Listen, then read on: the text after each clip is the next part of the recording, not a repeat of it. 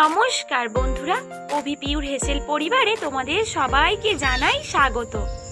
আজ আমি যে রেসিপিটা তোমাদের সঙ্গে শেয়ার করব, সেই রেসিপিটা দেখলে তোমাদের জিভে জল আসবেই।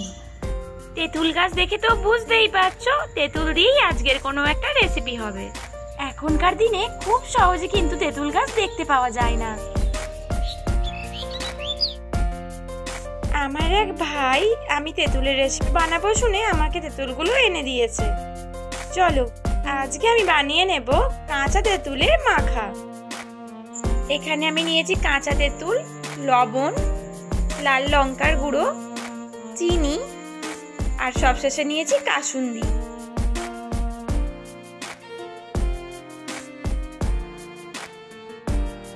চলো সবার প্রথমে তাহলে তেঁতুলগুলোকে ধুয়ে নিই খুব ভালো করে।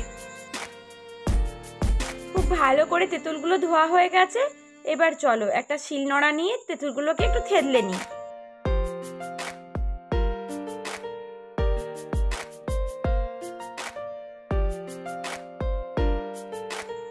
এগুলো কিন্তু কাঁচা তেঁতুল, সব তেঁতুলগুলোই আমার দেখো থেতলানো হয়ে গেছে।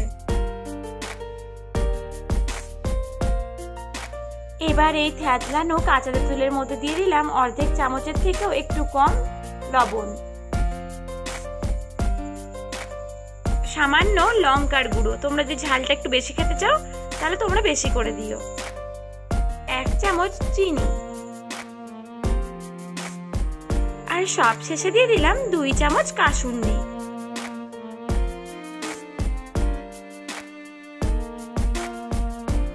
এরপর সব একসাথে খুব ভালো করে চটকে মাখিয়ে নিলাম।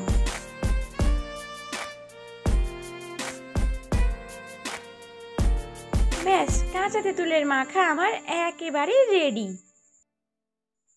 আমার তো ভিডিওতে ভয়েস দিতে যাওয়ার সময়ই জিভ দিয়ে জল আসছে।